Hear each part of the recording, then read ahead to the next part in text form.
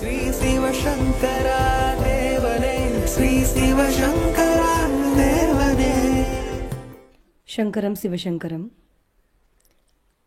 Question from a devotee, Vaishali Sibi, USA. Why we should worship God?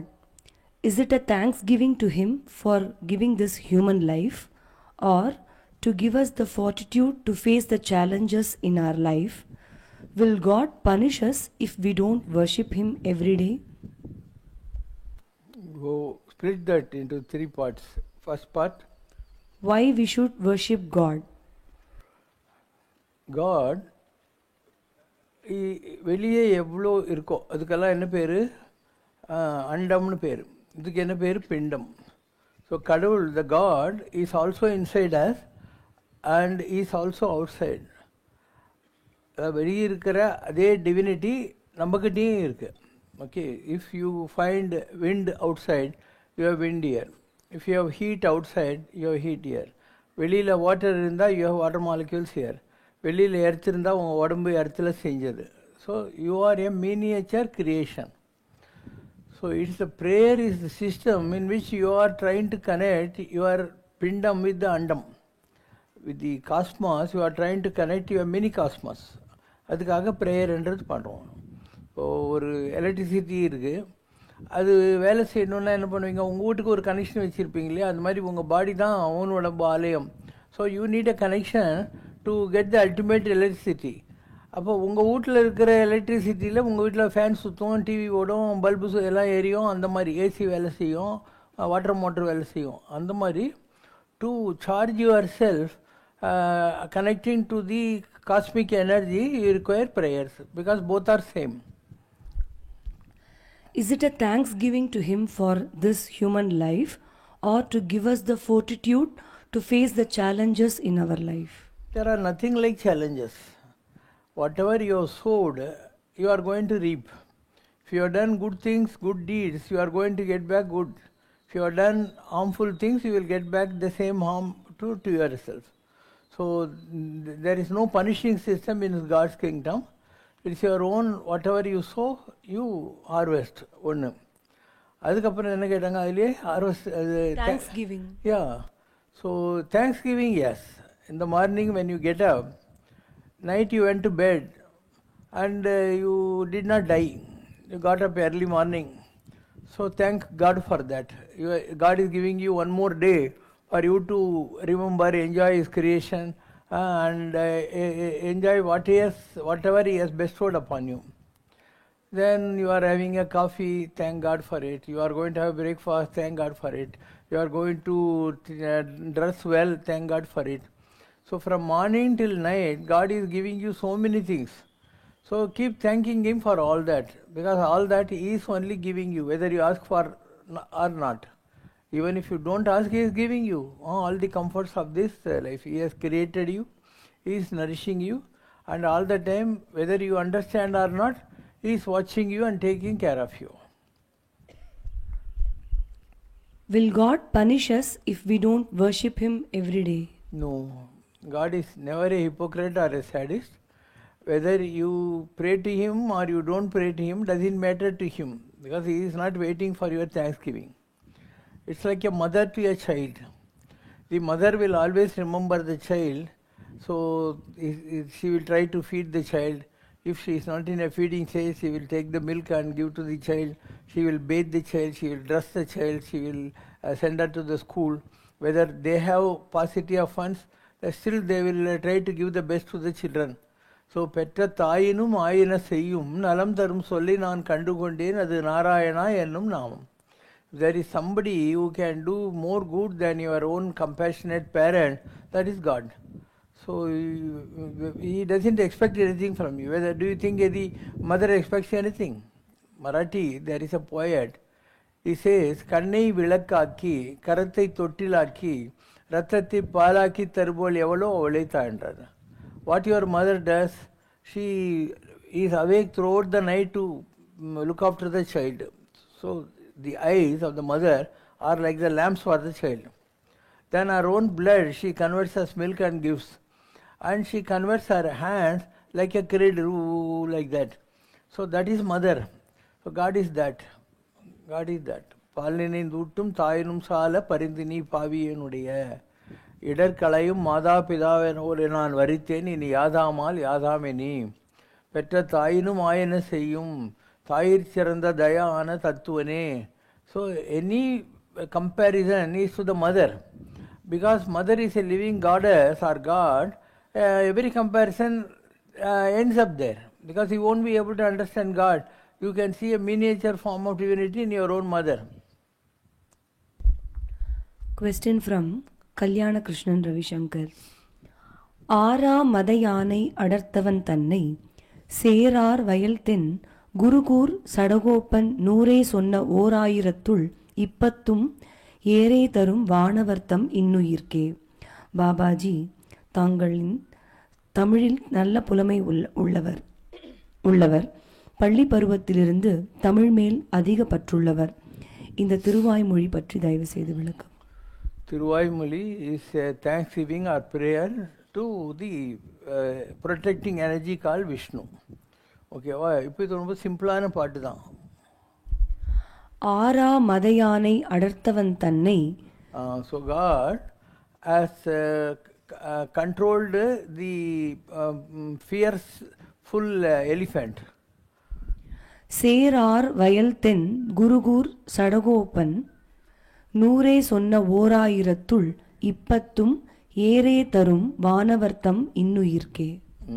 Out of the 1000 stanzas which that Sadagopan Acharya has sung, இதை சொன்னாக்கா தேவர்கள் உலகத்தில் இருக்கிறவங்களாம் ஒன்று ஆசீர்வாதம் பண்ணுவாங்கன்னு அர்த்தம். இட்ஸ் எனி ஸ்லோகம் ஆஸ் வில் கிவ் யூ. இப்போ நமஸ்தேஸ்து மகாமாயே அப்படின்னு மகாலட்சுமி அஷ்டகம் சொல்லுவாங்க. அதுக்கப்புறம் அதுக்கு பெனிஃபிட்ஸ் சொல்லுவாங்க. ஏக காலே படி நித்தியம் அப்படின்னா ஒரு வேளை பட்சா இந்த மாதிரி, 2 தடவை பட்சா இந்த மாதிரி, இப்படி ஒரு அதனுடைய பெனிஃபிட்ஸ் பற்றி சொல்லுவாங்க இல்லையா, அந்த மாதிரியான ஒரு பாட்டு இது. ஆன்மீகத்தில் மேலான நிலை உடலை விட்டு உயிர் பிரியாமல் ஊன உடலையே நமது உள்ளிருக்கும் இறைவன் அருளால் ஒளி உடலாக ஓங்கப் பெறுவது மரணமில்லா பெருவாழ்வு என்பர் இதை. வள்ளலார் பெருமான் தான் பெற்ற இப்பெரும் நிலையினை திறத்தினை திருவருட்பாவில் பல பாடல்களில் பறைசாற்றியுள்ளார். மரணமில்லா பெருவாழ்வு பெறலாம் என்று அழைக்கிறார். சன்மார்க்க சங்கம் பல ஊர்களில் நிறுவியுள்ள அன்பர்கள் இன்னும் யாரும் ஒளி உடல் அடையவில்லையே என்று பலருக்கு கேள்வி எழுகிறது. அப்படியெனில் இந்த ஒளி உடல் பெற என்ன செய்ய வேண்டும்? யார் பெறுவார் இந்த ஒளி உடல்? இதுக்கு பேர் வெளி உடல். இதுக்குள்ளே இருக்கிற ஜோதி இருக்கு இல்லையா, அதுதான் ஒளி உடல். ஸோ ஒருத்தன் வாழ்கிற காலத்தில் இந்த ஜோதியை உணர்ந்து கொண்டு அந்த ஜோதியை வெளியே கொண்டு வர்றது. இந்த ஜெயிலுக்குள்ளே இருக்குது, உடம்பு என்ற ஜெயிலுக்குள்ளே அந்த ஜோதி இருக்குது. அந்த ஜோதியை தனியாக எடுத்து இந்த உடலும் ஜோதியும் ஒன்றுக்கு ஒன்று விட்னஸ் பண்ணுற ஒரு காலம் வரும். அதுக்கப்புறம் you have the option to remain in the form of the jyoti or to get in to the body again with that exposure or experience and continue to your worldly journey with a better understanding to handle life.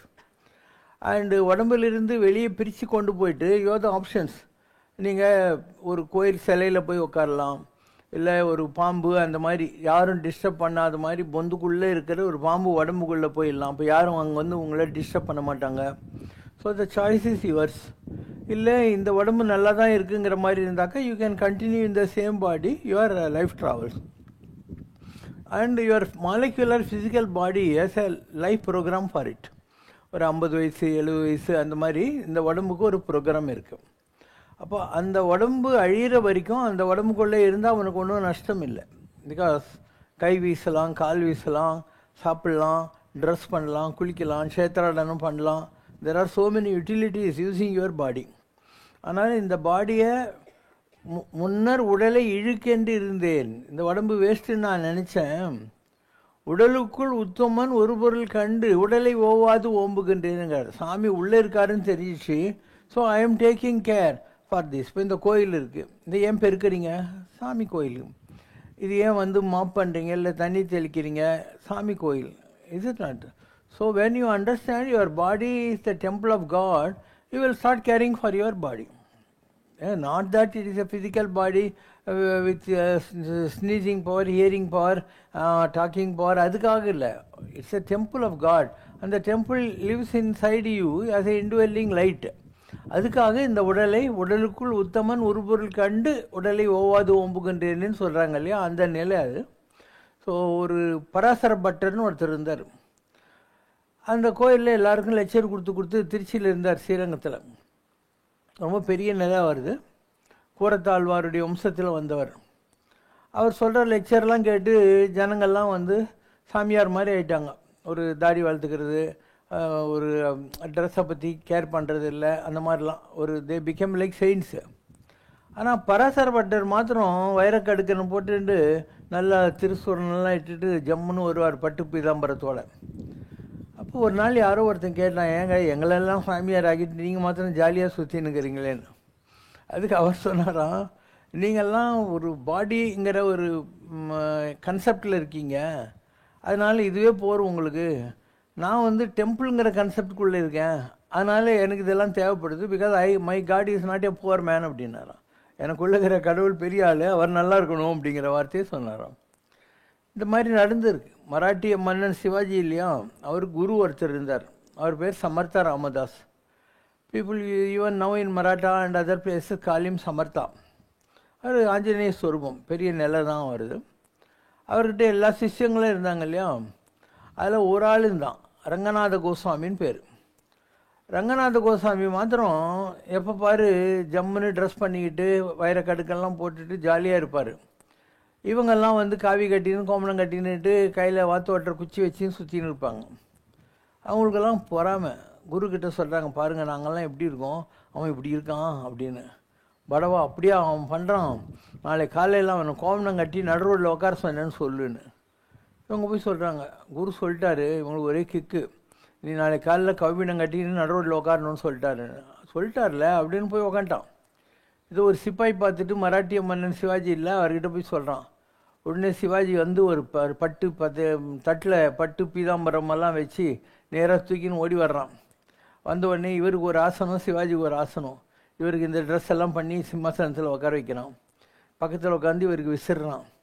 Sivaji வந்துட்டாருன்னு சொல்லி ரஜகத துரக பதாதிகள் எல்லாம் வந்துடுது. தூரத்தில் அவர் வந்துட்டுருக்காரு சமர்த்த ராமதாஸ். சிஷ்யங்கிட்ட சொல்கிறாரு, அங்கே என்ன நடக்குதுன்னு போய் பாருன்னு சொல்கிறாங்க. என்ன அங்கே அக்கறமாக இருக்குது, நம்ம அவனை கோமணம் கட்டி உட்கார வச்சோம், அவன் சிவாஜி விசிறின்னு இருக்கிறாரு, அவன் சிம்மாசனத்தில் உட்காந்துருக்கான், எல்லா படைகளும் அங்கே நின்றுட்டுருக்குதுன்னு. அப்போ குரு சிரிச்சுக்கிட்டே சொன்னாரான், அவன் ஜாதகம் எப்படி இருக்குது பார்த்தியா, நீ அவனை கோமணம் கட்டி நடுரோட்டில் உட்கார வச்சா கூட ராஜா விசிற மாதிரி சிம்மாசனத்தில் உட்காந்துருக்கிற மாதிரி நாற்புறமும் படைகள் ஸ்கூலில் அவன் ஜாலியாக உட்காந்துன்னு இருக்கானா இல்லையா, இதுதான் பதவி பூர்வ புண்ணியா நாம் பண்ணுறது. அறத்தார் இதுவேன வேண்டா சிவிகை பொறுத்தானோடு ஊர்ந்தான் இடை. தி பவர் ஆஃப் சேரிட்டி என்னன்னு சொல்லி பார்க்காத. somebody is sitting in a palanquin and 4 people are carrying the palanquin. So why the person who is carrying the palanquin is not sitting in the palanquin? யோசனை பண்ணு. You know he has done more charity, the other 4 idiots have not done it. அதுதான் பதவி பூர்வ புண்ணியானாமங்கிறது. You get a materialistic life befitting your own purva punyam, your own charities, your own prayerfulness. Prayer is different. Prayerfulness is different. Prayer is just showing some agarbatti and doing like this and coming out. Prayerfulness is from morning till night living with the consciousness of God. Eating, dressing, speaking, talking, everything is God. அந்த மாதிரி ஒரு கான்செப்டில் வாழ்கிறதுன்றது. The same thing happened in the life history of Ramanuja. Ramanujacharya used to live in Srirangam. அப்போது அவருடைய சிஷ்யங்கள்லாம் அங்கே ஸ்ரீரங்கத்தில் இருக்கிற காவேரியில் போய் குளிச்சுட்டு அவங்கக்கிட்ட என்ன இருக்குது, ஒரு அழுக்கு டவலில் ஒரு கோமணம் தான் இருக்கும், அதெல்லாம் காய போட்டிருக்காங்க.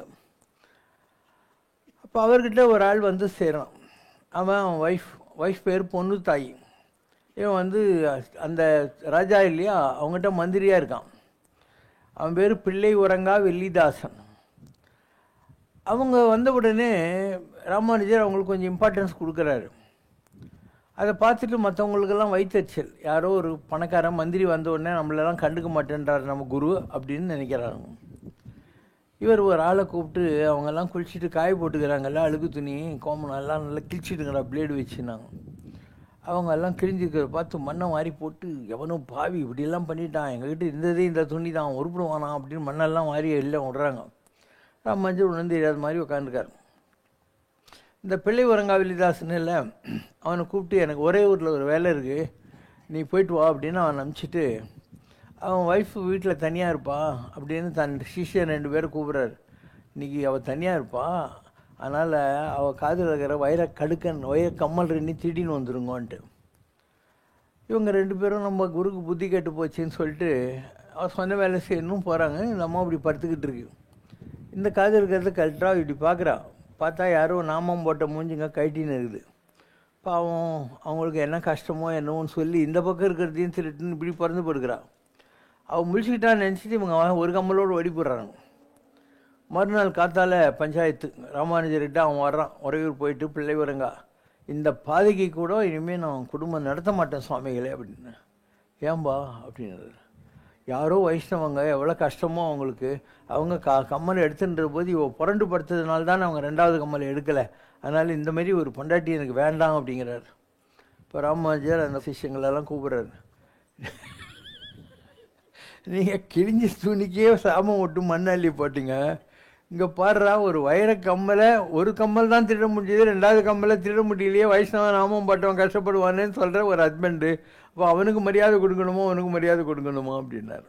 அதனால் காட் இஸ் சர்வ வியாபகர், is omni person, he knows what is happening. Kaveri கரை இருக்குது ஸ்ரீரங்கத்தில், அதுக்கு அக்கறையில் ஒருத்தன் இருக்கான். அவன் he was belonging to a low economic strategy or caste அப்படி வச்சுக்கலாம். அக்கறையில் இருக்கான். இங்கே ரங்கநாதர் இருக்கார்லையே, அவர் ஏன் நினச்சி அங்கேருந்து அவன் ரொம்ப சோகமாக கடவுளை, ஏன்னா அவனை உள்ளே விட மாட்டாங்க அந்த காலத்தில், இந்த கேஸ்ட் சிஸ்டத்தினால கோயிலுக்குள்ளே விட மாட்டாங்க. அதனால் சாமி என்ன சொல்கிறாங்கன்னா, அதே அங்கே ஒருத்தர் இருக்கான் என்னையே நினச்சின்னு இருக்கான், அவன் வரமாட்டேன்னு சொல்லுவான். இந்த சாமியார் பேர் என்ன, உலோபசாரங்க முனிவர், ஸ்ரீரங்கம் கோயிலில் பூஜை பண்ணுறவர். அவரை கூப்பிட்டு அவன் வரமாட்டேன்னா கூட அவனை தோல் மேலே உட்கார வச்சு தூக்கினுவான் அப்படின்ட்டு. இவர் கம்பல் பண்ணி அவனை தோலில் தூக்கின்னு வர்றார். அவன் அந்த ரங்கநாதரை பார்க்குறான். பச்சை மாமலை போல் மேனி, பச்சையாக ஒரு மலை இருந்தால் இப்படி அப்படி பெருமாள் இருக்கார், பவள வாய், கமலம் போன்ற தாமரை போன்ற கண்கள், கமலச்செங்கண், பச்சைமா மலைபூனிமேனி பவளவாய் கமலச்செங்கண், அச்சுதா அமரரே ஆயிரதம் கொழுந்து என்னும் இச்சுவை தவிர யான் போய் இந்திரலோகமாலும் அச்சுவை வீரன் வேண்டே நரங்கமான உள்ளார். அந்த கோலத்தை பார்க்குறான். அவனுக்கு மற்றெல்லாம் சேர்ந்து 4000 பாட்டு பண்ணாங்க. அதில் இவன் பாடின பாட்டு ஆ ஆ இ அப்படி ஆரம்பிக்கும். ஒரு வரியும் ஆ ஆ இன்னு 4 வரி தான் பாடுவான். இப்படி பாடிக்கினே வர்றான். அமரநாதிபிரான் அப்படின்னா அதில் ஆரம்பிக்குது. இப்படியே வரிசையாக பாடிக்கினே லாஸ்ட்டில் அண்டர்கோன் அணியரங்கனை கண்ட கண்கள் வேறொன்றை காணாவே என்றான். தேவர்களுக்கு அண்டர்கள்னா தேவர்கள், அந்த ரங்கநாதனை பார்த்த கண் வேற எதையும் பார்க்காதுன்னா, அண்டர்கோன் அணியரங்கனை கண்ட கண்கள் வேறொன்றை காணாவே அப்படின்னு சொன்னான். அவனுடைய ஆத்மா அப்படியே ரங்கநாதர்கிட்ட போய் சேர்ந்து போச்சு. ஆவிக்கினிய துரையேன்னு வள்ளலார் சொல்வார். அந்த மாதிரி இவனுடைய ஆவிக்கினிய துரையாக ரங்கநாதர் மாறி போயிட்டார். ரங்கநாதர்கிட்ட இந்த மாதிரி நேரடியாக கலந்தது ஆண்டாள் ஒருத்தி, இந்த ஆள் ஒருத்தன், நம்ம இந்த பாட்டு பாடின திருப்பான ஆழ்வார் ஒருத்தன். எவ்வளோ தான் அவர் பாடின பாட்டு. அப்போது நீ கடவுளை காலையிலேருந்து சாயந்தரம் வரைக்கும் எப்படி பூஜை பண்ணுறது முக்கியம் இல்லை, எவ்வளோ என்ஜாய் பண்ணி எவ்வளோ டீப்லி லவ் பண்ணிக்கிட்டு கடவுளை என்ஜாய் பண்ணுறேங்கிறது ரொம்ப முக்கியம். சபரி இருந்தால் அவர் ராமர் கொடுக்குறது அவங்ககிட்ட ஒன்றுமே இல்லை, இழந்த பழம் இல்லை, அது சாப்பிட்டு பார்த்து நல்லா இருக்கிறது மாதிரி தான் அவருக்கு கொடுத்துருந்தான்.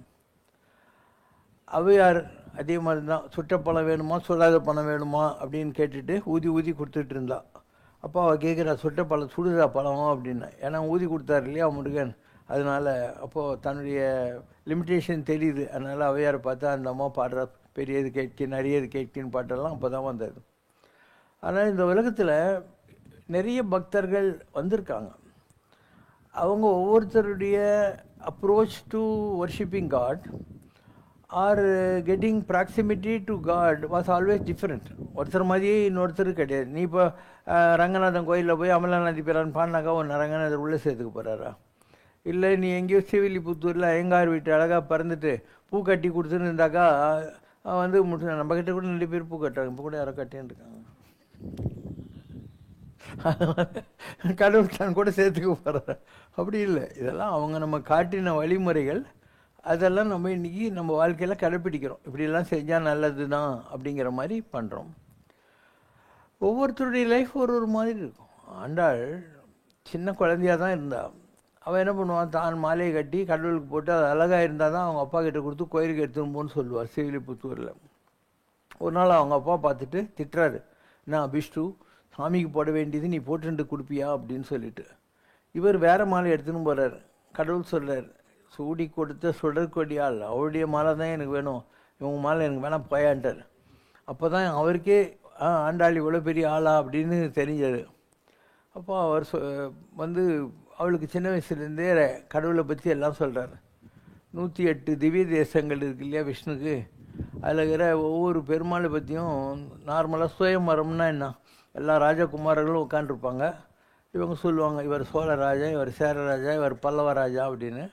இந்த ராஜகுமாரி மேலேருந்து எல்லாத்தையும் பார்த்துட்டு கீழே வந்து அவளுக்கு யாரை பிடிச்சிக்கிதோ அவங்க கழுத்தில் மாலையை போடுவாள். இதுதான் சுயம்பரம், சுயமாக வரனை தேர்ந்தெடுக்கிற வைபவம்னு அர்த்தம். இப்போ 108 பெருமாளையும் உட்கார வைக்கிறார். உட்கார வச்சு ஒவ்வொருத்தரை பற்றியும் பாடுறார் அவர். அதில் 104 அவள் வந்து ரிஜெக்ட் பண்ணிவிட்டு 4 பேரை ஷார்ட் லிஸ்ட் பண்ணுறான். உங்கள் மேனேஜ்மெண்ட் கான்செப்ட் ஷார்ட் லிஸ்ட். அதில் ஒரு ஆள் மதுராபுரி, வட மதுரையில் இருக்கக்கூடிய கிருஷ்ண பரமாத்மா. அது வந்து ஃபுல்லாக அந்த திருப்பாவைன்றது அப்படி தான். திருப்பாவை பூராவும் இந்த யாதவ குல பெண்கள் காலையில் எந்திரிச்சு குளிச்சுட்டு என்ன கோட்டுக்கால் கட்டில் மேல் நந்தகுமாரன் எல்லாம் போய் அவனை கும்பிட்டுட்டு துயிலாயின்னு சொல்லி அவனை எழுப்புகிற பாவனையில் அதெல்லாம் இருக்கும். அதனால தான் மார்கழி மாதத்தில் எல்லோரும் எல்லை இளங்கிலியே இன்னும் உறங்குதியோ எல்லாம் சொல்லி கதவு தட்டி எல்லாரையும் கூட்டின்னு போகிறதுன்னு அர்த்தம். அது எங்கள் மதுராபுரி கிருஷ்ணன். அதுக்கப்புறம் இதில் மதுரை பக்கத்தில் பழமுதிர் சொல்ல இல்லையா கள்ளழகர், அவரை பார்க்குறான். பார்த்தா அவர் 8 அடி உயரத்தில் இருக்கிறார். இப்போ நாம் பியூனியாக இருக்கோம், ஆளை விடுப்பா சொல்லிட்டு வேணும்னா நான் உனக்கு 1000 அண்டா அக்கார் அடிசல் வேணுன்னா பண்ணி வச்சிடுறேன், நான் அவனை கல்யாணம் எல்லாம் பண்ணின்னுட்டு கஷ்டப்பட முடியாதுன்னு சொல்லிட்டான். பின்னால் ராமானுஜர் வரார். சொல்கிறாங்க, ஆண்டாள் ஏழையாக இருந்ததுனால வேண்டிக்கினாலே தவிர அக்கார் அடிசல் அவளால் 1000 அண்டா படைக்க முடியலன்னு. இவர் சொல்கிறார், அதுக்கு என்ன நான் அண்ணன் பெருமாளாக பண்ணிடுறேன்னு சொல்லிட்டு 1000 அண்டா அக்கார் அடிசல் படித்து சாமிக்கு படித்தாருன்னுவாங்க. அப்போ கள்ளழகரும் ரிஜெக்டடு. 3வது வந்து திருப்பதி வெங்கடாஜலபதி. வெங்கடாஜலபதியை பார்த்த உடனே பிடிக்குது. அப்போ வெங்கடவர் கெண்டனே விதித்தனையேங்கிறார். வெங்கடாஜலபதிக்காக தான் நான் இந்த உலகத்தில் பிறந்திருக்கிறோம் போல இருக்கு அப்படின்னு நினைக்கிறான். அப்போ சொல்கிறா, ஒரு யாகம் நடந்துக்கிட்டு இருக்கு. யாகத்தில் தேங்காய் பழம் நைவேத்தியம் எல்லாத்தையும் மூட்டை கட்டி பூர்ணாவத்தியில் போட போகிறாங்க. அப்போ ஒரு நாயோ நிறைய ஓடி அந்த மூட்டையை கவிக்கின்னு ஓடி போச்சு. கடவுளுக்கு போக வேண்டியது நாயோ நிறைய திடீர்னு போகிறது. அந்த மாதிரி ஆண்டாளாகிய நான் சுவாமிக்காக தான் இந்த உலகத்தில் அவதாரம் பண்ணியிருக்கேன். ஆனால் யாரோ ஒரு மனுஷன் ஒரு பஞ்சகச்சம் இல்லை பேண்ட்டு ஷர்ட்டு ஆஃபீஸுக்கு வேலைக்கு போயிட்டு சம்பாதிக்கிறவன் என்னை கட்டிக்கினாக்கா நல்லா இருக்காது, அது வெங்கடவர்க்கென்று இருக்கிற நாய் தூக்கின்னு போன பிரசாதம் மாதிரி ஆகிடும் அப்படின்லாம் பாடுறா. அதுக்கப்புறம் ஏதோ ஒரு காரணம், என்ன காரணம் இருந்திருக்கும், ஒரே கூட்டம் வெங்கடாஜலபதிக்கிட்ட. 4வது அவளுக்கு மிஞ்சி வந்து ரங்கநாதர் சார் தான். அந்த ரங்கநாதரை அது அவளுக்கு பிடிச்சிருக்கு. அதான் சூடி கொடுத்து எல்லாம் பண்ணுறான். ரங்கநாதருக்கு அந்த டைம் வந்த உடனே அந்த நாட்டில் இருக்கிற ராஜா இருக்கான் இல்லையா, அவங்ககிட்ட சொல்கிறார், இவளை பல்லக்கில் வச்சு நீ ஸ்ரீவில்லிபுத்தூர்லேருந்து கூட்டுண்டு வா ஸ்ரீரங்கத்துக்குன்னு. வாழ்கிற வழியெல்லாம் வாழை மரம் மாவிலை தோரணம் கட்டி ஆண்டாள் அதில் உட்கார வச்சு பல்லக்கில் தூக்கின்னு வராங்க. பார்க்குறா, ஆண்டாள் என்ன வந்து சேர்ந்துட்டான்னு தெரிஞ்ச உடனே பெருமாள் அவளை தன்னோடு 2 கலந்த வைக்கிறார். தன் கூடயே அவர் இணைச்சிக்கிறார். இப்படி தான் அவள் எதை நினைச்சாலோ அந்த ரங்கநாதரை கல்யாணம் பண்ணிக்கிட்டு அவள் சாதிச்சிட்டான்றது தான் ஆண்டாளுடைய இது. இதெல்லாம் பார்த்துன்னு இருந்த அந்த அப்பாக்காரர் இருக்காங்க, வளர்ப்பு தந்தை பெரியாழ்வார், அவர் வந்து பெருமாளை திட்டுற மாதிரி ஒரு பாட்டு இருக்குது, நிந்தாஸ்துதின்னு சொல்லுவாங்க. ஒரு மகள் தானே உடையேன், இருந்ததே எனக்கு ஒரு பொண்ணு, அவளையும் இந்த திருட்டு பையன் ஏமாற்றி கல்யாணம் பண்ணிக்கலாம். ஒரு மகள் தன்னை உடையேன், அவளை திருக்கண்மால் கொண்டு போனான், அவளையும் இவன் கொண்டு போயிட்டானே அப்படிங்கிற மாதிரி ஒரு பாடல் இருக்கும். அதனால் இதெல்லாம் ஒரு காலத்தில் இருந்த நிகழ்ச்சிகள். இந்த காலத்தில் நீங்கள் இருக்கீங்க, ஏதோ ஒரு மடத்தில் ஒரு சின்ன பால பிரம்மச்சாரி 12 வயசு பையன் மடாதிபதி ஆகிட்டான் அப்படின்னு ஒன்று நீங்கள்லாம் அப்படியே முருகனாட்டம் தேஜஸ் தெரியுமா மூஞ்சில் அப்படியே ஜொலிக்கிறது அப்படின்னுவோம். இதே இவங்க வீட்டில் இருக்கிற பையன் கொஞ்சம் விபூதி வச்சுக்கிட்டு ஒரு ஊதியத்தை எக்ஸ்ட்ரா காட்டி பூஜை பண்ணிட்டான்னா, படவா இந்த வயசில் இதெல்லாம் வச்சுக்கப்படாது அப்படின்னும். ஊராமூட்டு பையன் சங்கராச்சாரியார் ஆகிட்டாக்கா உனக்கு அவன் பிளெஸிங் பண்ணியே இருக்கணும். உங்கள் வீட்டு பையன் ஒரு ஆச்சாரியன் ஜிஆர் ஆகிறான்னா உனக்கு ஒத்தே வராது. உடனே படவா அதெல்லாம் விட்டுடுன்ட்டு நிறைய பேர் பார்த்துட்டேன் இல்லையா. இதுதான் because of our attachment and our selfishness. நம்ம பசங்கள்லாம் வந்து அந்த அளவுக்கு போகக்கூடாதுன்னு நாமளே நினைக்கிறோம். இதுதான் நம்முடைய பிரச்சனைகள் வர விஷயங்கள். ஆன்மீகம் ரொம்ப பெரிய விஷயம். ஆன்மீகன்றது ஆக்சுவலாக தியாகம், வேறு ஒன்றுமே இல்லை, தியாகம்தான். அந்த தியாகத்தை பண்ணுறதுக்கு தயாராக இல்லைன்னா நீ ஆன்மீகத்துக்கு வராத. சும்மா தேடி சோறு நிதம் தின்று சென்னஞ்சிறுகதைகள் பேசி வேடிக்கை பண்ணிதுன்னா ஒரு நாளைக்கு சங்கு ஊதிடுவாங்க உனக்கு, போயினே இரு. நீ உருப்பண்ணணுன்னா ஒரே ஒரு வழி கடவுளை பிடிக்கிறது. கற்றதனால் ஆயப்பன் நென்கொள் வாலறிவன் நற்றால் தொழாரெனின். எதுக்கு படிச்சிருக்க? வாலறிவன் இந்த உலகத்தில் இருக்கிற எல்லா அறிவுக்கும் சொந்தக்காரனான கடவுளுடைய பாதங்களை பற்ற வேண்டும். பற்றி நின்ற பாதங்கள், பற்றி நின்ற பாவங்கள் பாற்ற வேண்டில். நம்ம எவ்வளோ பாவம் செஞ்சு எத்தனை ஜென்மம் எடுத்துருக்கிறோமோ அதெல்லாம் தாண்ட வேண்டும் என்று சொன்னால் பாற்ற வேண்டில். அரகரா என்று அறத்தான் இல்லை அரோகரா அப்படின்னு சொல்லிட்டு கடவுள் இதில் போய் அழா கற்றுக்கோம். இப்போ அழுதால் உன்னை பெறலாமே. கடவுளை நினச்சி அழணும். இந்த உலகத்தில் பேண்ட்டு கிடைக்கல, சட்டு கிடைக்கல, ஷூ வாங்கலை, அதுக்கெல்லாம் அழக்கூடாது. கடவுளை நினச்சி அழுகணும். அந்த அழுகு உனக்கு வருமா? அதான் அழுதால் உன்னை பெறலாமேன்னு சொல்லக்கூடியது. இப்போ ஊற்றெழும் கண்ணீர் அதனால், கண்ணில் தாரையாக தண்ணி கொட்டணும். ஊற்றெழும் கண்ணீர் அதனால் ரூமம் சிலிர்ப்ப, முடியெல்லாம் நிற்கணும் கடவுளை நினச்சி ஒன்று. கரமலர்னு ஒட்டித்து வம்மின் உலகேறி அரகராவென்று அழுது. எப்போ பாரு முருகன் பார்த்து ஒன்று அரகரா அரகரா அரகர அழுது மரணமில்லா பெருவாழ்வில் வாழ்ந்திடலாம் கண்டீர் அப்படிங்கிறான். கோவிந்தான்னு சொல்லு, ஓம் சக்தி சொல்லு, முருகான்னு சொல்லு, அரோகரா சொல்லு, ஏதாவது ஒன்று சொல்லு. என்ன அதை சொல்ல சொல்ல சொல்லும் எலும்பு நைந்து நைந்து உருங்கின்றார். நம்ம சிஸ்டம் இருக்கு இல்லையா, அது கிராஜுவலாக அப்படியே வந்து கடவுளுக்காக உருக ஆரம்பிச்சிடும். இந்த உலகத்தில் இருக்கிற சுகங்களுக்காக இல்லாமல் கடவுளுக்காக உருகுகிற ஒரு ஹை லெவல் வர ஆரம்பிச்சிடும். அது வந்துச்சுன்னா உன்னால் இந்த உலகத்தில் நார்மலாக இருக்க முடியாது. அப்படியே இருக்கணும்னு தலையெழுத்து இருந்தால் கூட தாமரை இலை தண்ணின்னுவாங்க. தாமரை இலை தண்ணியில் இருக்கும், ஆனால் தண்ணி அது மேலே ஒட்டவே ஒட்டாது. அது மாதிரி உலகத்தில் இருப்பேன், ஆனால் இந்த உலகம் பாதிக்கவே பாதிக்காது. அப்போது உலகத்தோடு ஒட்ட ஒழுகலும் உலகத்தோடு ஒட்டாத ஒழுகலும் புதிய தவமாம். Be with the world and be without it. Be with the world and be without it. That is called the new age parents. அதான் இந்த காலத்தில். ஒரு காலத்தில் தூரம் இருந்தான், பெரிய பெரிய ஆளுங்கள்லாம் இருந்தாங்க, காட்டுக்கு போனாங்க, தவம் பண்ணாங்க, எல்லாம் பண்ணாங்க. இந்த காலத்தில் அதெல்லாம் பாசிபிளா?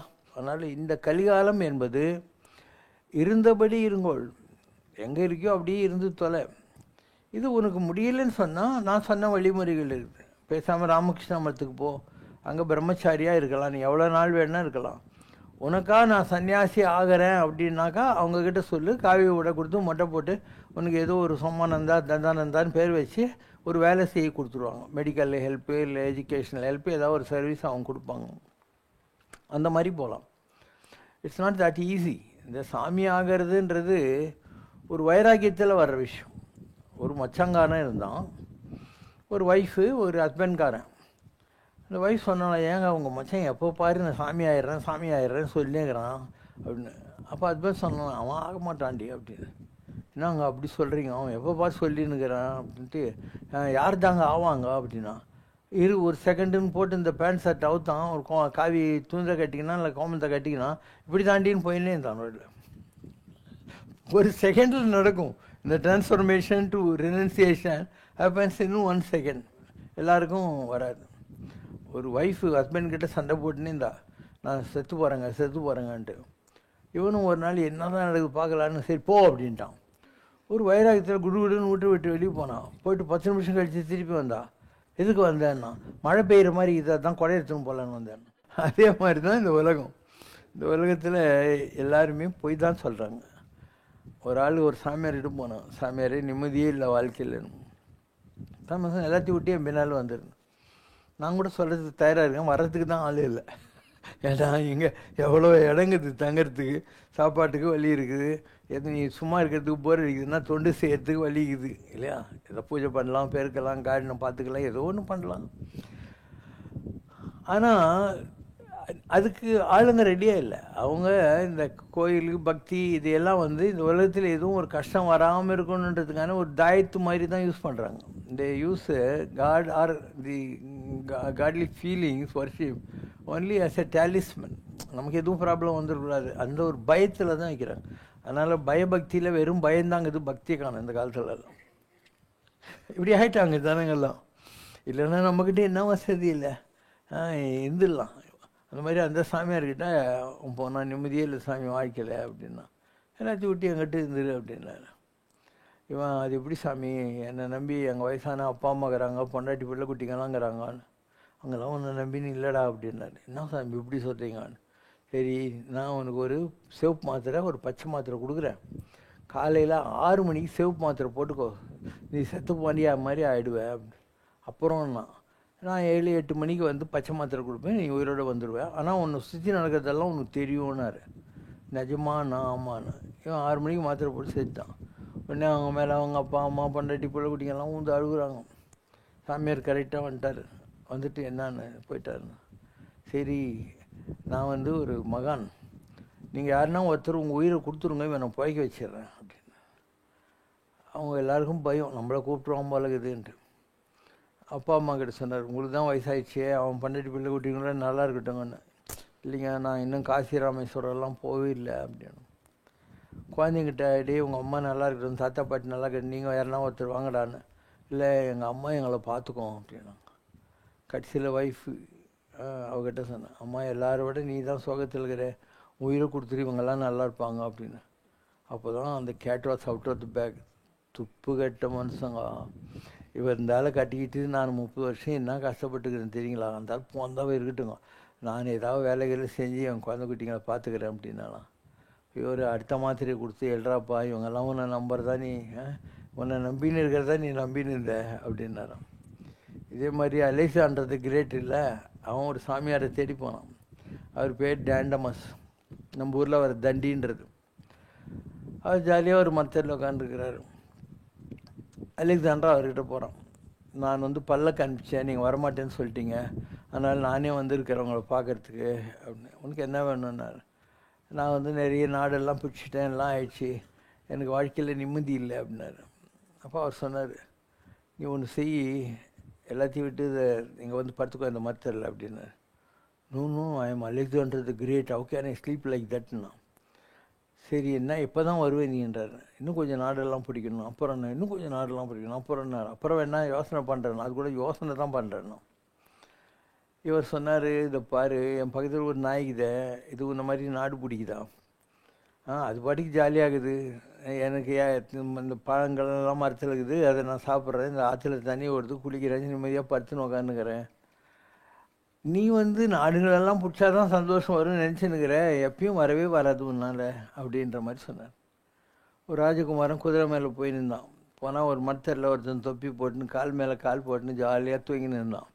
அவன் மாடுங்கெல்லாம் அங்கே மேய்ஞ்சி நின்றுது. பக்கத்தில் ஒரு சின்ன சிற்றோடை ஓடி நின்றது.